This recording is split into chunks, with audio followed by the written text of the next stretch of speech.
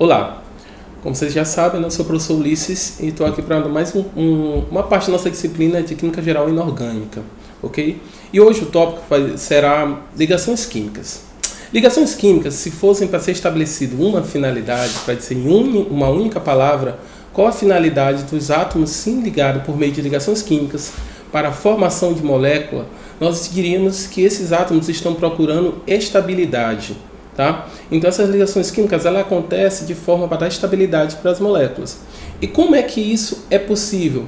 Essas ligações se dão de formas diferentes de acordo com características específicas dos átomos. Por exemplo, nós vamos falar aqui especialmente das ligações iônicas e ligações covalentes. Tá? No caso que nós teremos nas ligações iônicas, teremos ligações entre metais e ametais. Digamos que, como estivessem observando uma tabela periódica, seria a ligação entre alguns átomos da extrema esquerda da tabela, ok? Com átomos da extrema direita, com uma certa diferença de eletronegatividade. Propriedade essa que nós já vimos, vocês já estudaram por meio das propriedades periódicas, ok? Nessas ligações de metais, no qual podemos estabelecer os grupos, as famílias 1A, 2A e 3A, certo? E na família dos ametais, no grupo dos ametais, estabelecemos as famílias 5A, 6A e 7A, igual esses átomos se ligarão para formar uma molécula iônica, certo? E como é que esses átomos vão se organizar dessa forma?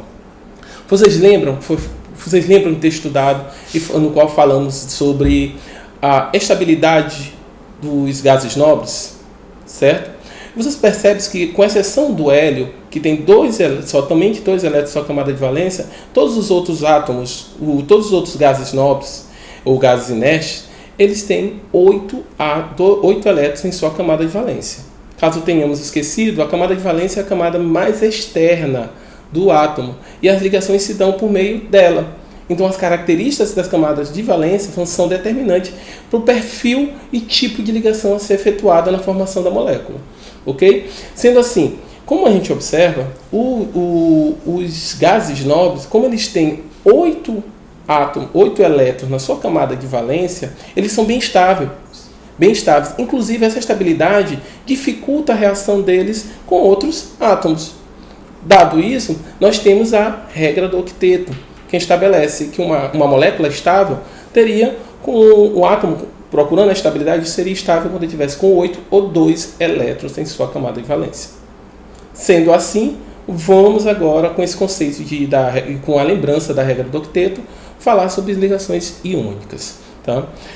Pegando o exemplo aqui, como eu falei para vocês, né, nós podemos ter, nas ligações iônicas, essas ligações vão se dar por metais, tá, com ametais. A junção desses, por meio de ligações iônicas, a gente vai formar moléculas iônicas, certo? Por que essas ligações acontecem? As ligações iônicas vão acontecer por doação ou ganho de elétron, certo? Um átomo vai doar elétrons e o outro átomo vai receber. Sendo assim, nós temos a formação de um cátion e de um ânion. Geralmente, o cátion formado vão ser os metais e o ânion os ametais, certo? Vamos pegar um exemplo sobre o cloreto de cálcio, tá? Cloreto de cálcio. Como vocês podem observar, nós temos o cálcio da família 2A, ok? O cálcio da família 2A com 20 elétrons para serem distribuídos em suas camadas, ok? E o cloreto com 17 elétrons e sendo da família 7A. Como foi explicado ainda há pouco, e como pode ser observado no slide, um ametal e outro metal. E ainda, voltando à explicação anterior, esse cálcio vai formar um cátion, um cátion divalente, cálcio 2+. Por outro lado, o cloro vai ganhar esse elétron e ele vai ficar um ânion monovalente, Cl- ou Cl-1, como preferirem. Ok? Então, juntando esses dois átomos, vamos formar o cloreto de cálcio. Mas como se dá essa formação? Como pode ser observado, nós temos a distribuição dos elétrons nas camadas do cálcio, tá? De acordo com o estabelecido por Lino Pauli. Mas o que se deve se observar aqui é a camada de valência, onde observa-se na camada de valência do cálcio 2 elétrons na quarta camada, tá? Do quarto S2. Na camada anterior, a camada de valência, nós temos 8 elétrons. Então, para garantir a estabilidade do cálcio, é mais fácil, vocês têm que convir comigo, que é mais fácil o cálcio ceder 2 elétrons a ganhar 6, correto? Então, assim vai ser feito, assim será realizado. Porque a natureza e as ciências exatas, as ciências naturais, sempre procuram o caminho mais fácil para conseguir sua estabilidade. Sendo assim, nós vamos ter a perda, o cálcio, haverá uma perda no cálcio de 2 elétrons. Por outro lado, quando observamos o cloro, a gente observa que com a distribuição do Linus Pauling, que em sua camada de valência, nós temos 7 elétrons. O que se observa? Precisam apenas de 1 elétron para conseguir aquela configuração dita estável, de 8 elétrons. Sendo assim, quando combinamos o cálcio com o cloreto, nós vamos ter um cátion do cálcio com mais 2 ânions do cloro. Porque cada ânion do cloro vai receber 1 elétron do cálcio. Porque o cálcio vai doar 2 elétrons. Por isso que vocês podem observar que nós vamos formar aí o cálcio, o cloreto de cálcio, no qual a fórmula seria CaCl2. Porque são a necessidade de 2 átomos de cloro receberem esses 2 átomos cedidos pelo cálcio. E assim nós vamos ter a formação do cloreto de cálcio. Sendo assim, esse sal ele é uma molécula iônica. Certinho?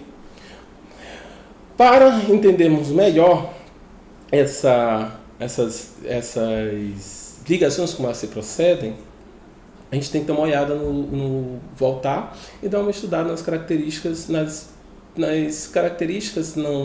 propriedades periódicas, que vocês vão entender melhor como se dão essas ligações.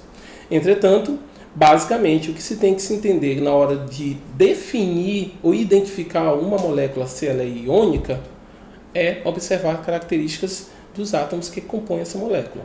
Se é um metal ligado a um metal, a molécula é iônica, ou a molécula é obtida a partir de ligações iônicas. Ok? Agora vamos ver outro tipo de ligação, as ligações covalentes. As ligações covalentes elas têm algumas peculiaridades em relação à ligação iônica. Primeiro, na ligação covalente, eu não terei mais perda ou ganho de elétrons. Eu vou ter um compartilhamento de elétrons. Tá? Esses 2 átomos, eles vão compartilhar. Eles terão um elétron que vai ficar ora na região de um átomo, ora na região do outro. Então há um compartilhamento. Ninguém perde. Digamos que seja uma reação mútua em benefício da estabilidade daquela molécula. Então a ligação covalente é basicamente isso. E a ligação covalente ela vai se dar entre átomos, entre espécies ametais e espécies ametais.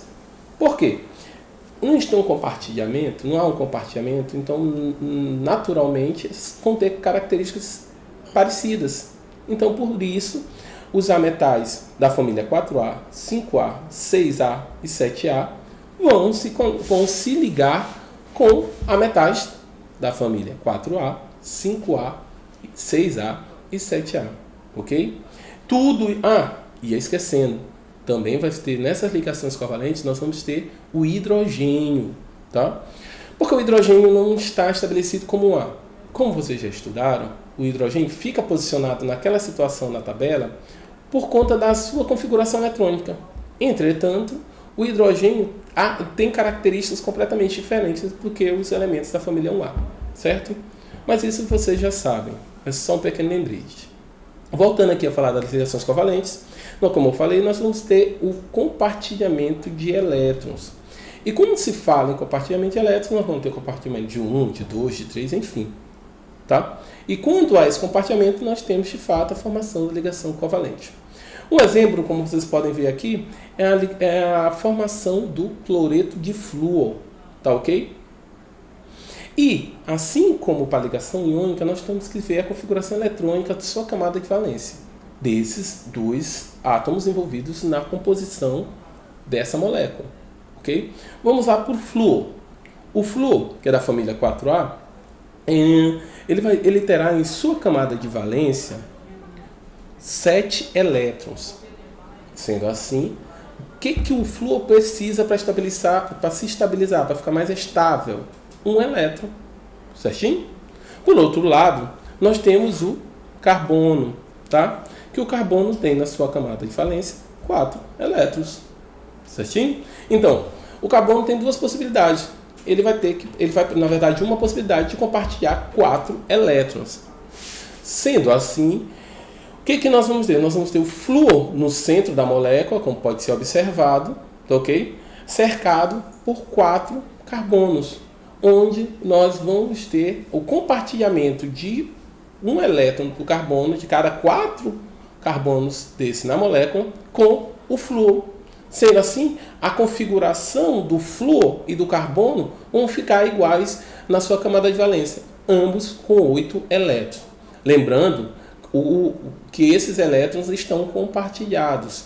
Esse tipo de apresentação, com esses pontos simbolizando a camada de valência de cada átomo, é o que nós chamamos de uma distribuição de Lewis, ok? Entretanto, quando nós mostramos nossa molécula e como ela está ligada, a gente usa essa outra representação que é estrutural, onde nós temos os átomos ligados por traços parecidos, traços semelhantes a hífen, que representam as ligações químicas realizadas ali, tá? Representam esse compartilhamento, ok? Alguma dúvida? Seguindo, para esclarecer qualquer dúvida, nós vamos aqui apresentar um exercício básico, mostrando substâncias que são do nosso dia a dia. Aqui vocês estão vendo o H2O, molécula da água.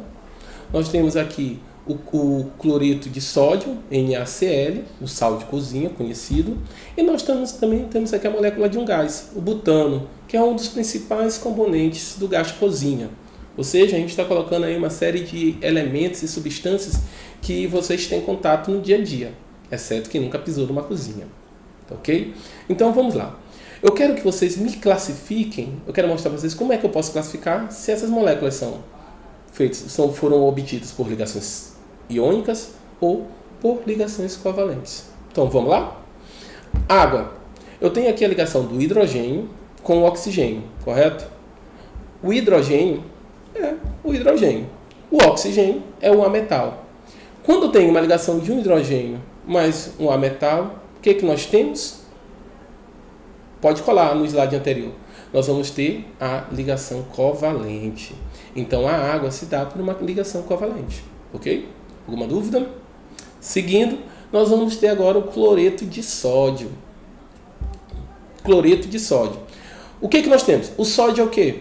Lembra-se, caso vocês não lembrem exatamente da tabela periódica, vocês têm uma percepção de que o sódio está ali, do lado esquerdo da tabela. Né? Então, se ele está do lado esquerdo da tabela, esse sódio é metal. Por outro lado, o cloro está na extrema direita. Né? Na extrema direita da tabela periódica.